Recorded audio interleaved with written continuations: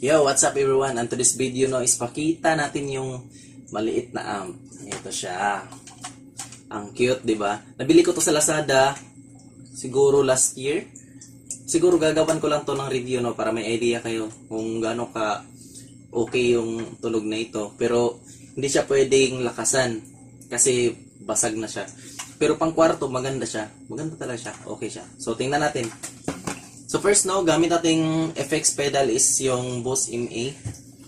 Yan. Pedal natin diretso kasi alam naman natin yung tunog ng overdrive niya is basag talaga siya. So makokontrol natin siya gamit yung mga guitar effects natin. So ito yung ano niya, power supply. So ayan. Saksak natin sa gitara. So ito no. Pakinggan natin yung tunog niya.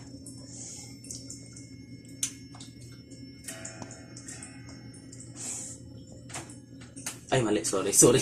Sa phone pala to. So, nandito pala yung input niya. Nandito, ayan. Ito yung input niya. Mali yung kanina. Matagal ko na kasi itong di na ginagamit. So, naisipan kong gawa ng review para makita nyo lang.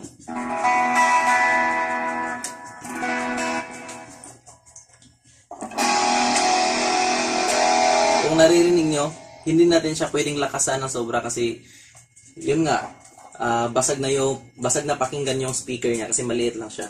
Pero maganda to sa kwarto kasi hindi tayo nakakaistorbo dun sa mga kapitbahay natin, hindi natin sila naiistorbo.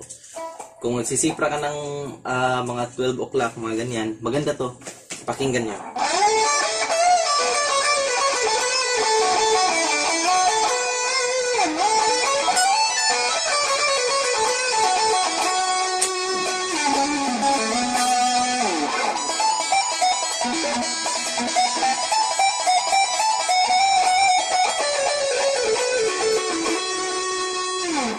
Yung tunog niya, talagang okay yung tunog niya.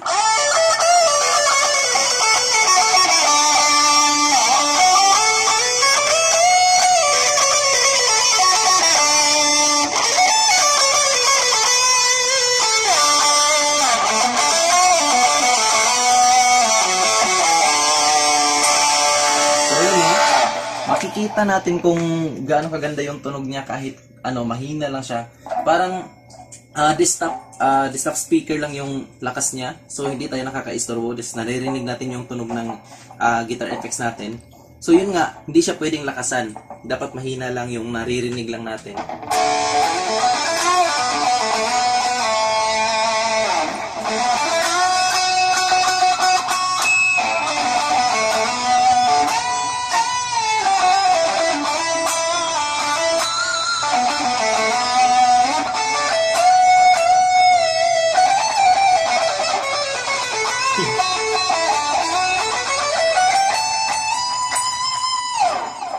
So maraming salamat. Ito nga pala yung mini amplifier. 5 watts lang siya. So ayan, makikita natin meron siyang tune. Ayan, may tune siya. Tapos dito yung sa kabilang switch niya, dito yung OD. Ayan, off, tapos on. Saka on lang tayo, tapos kung i-OD natin siya, subukan natin anong tunog yung OD niya. Para sa mga curious lang ha. So ayan, basag nga siya. Maririnig natin. So para sa akin, pangit yung OD niya gamitin. So mga guitar effects na lang tayo. Mga ganyan. Kung may mga guitar effects kayo, mas maganda. Kasi nakokontrol nyo yung impact ng distortion. So ayan lang.